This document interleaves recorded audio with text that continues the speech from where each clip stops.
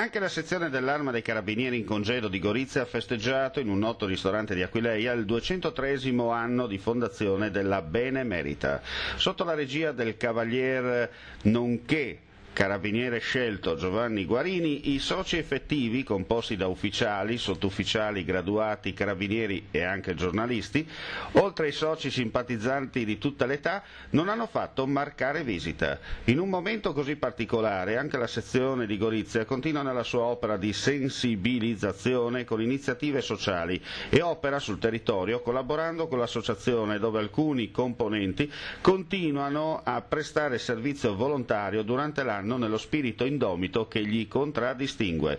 Come ogni festa che si rispetti, le parole del numero uno. Io volevo innanzitutto, nella veste di Presidente, ringraziare tutti quelli che hanno partecipato a questo pranzo.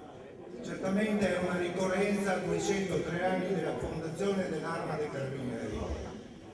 Il pensiero mio, e deve essere anche il vostro, è quello di pensare a quando eravamo in servizio e anche adesso che siamo in pensione, pensare a quelli che abbiamo lasciato e quelli che siamo presenti.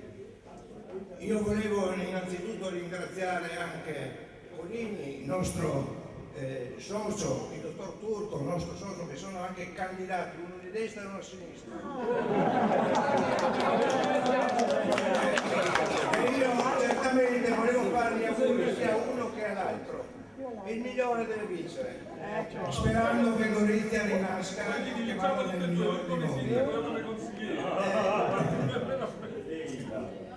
Io sono, diciamo, in disparte, perché realmente guardo la persona, non guardo più, diciamo, il ramo politico. Io ringrazio nuovamente tutti voi, ringrazio anche il fotoreporter di Tele Pordenone che è venuto qui, il nostro socio carabiniere anche lui, e socio di Gorizia soprattutto, anche se abita a San Giovanni del Narcisone. Questo è importante, noi abbiamo gente a Bari, gente in Sicilia, gente in Calabria che si sono trasferiti e hanno voluto rimanere iscritti a Gorizia. La verità è perché tu sei dell'Inter, allora vuoi fare l'internazionale.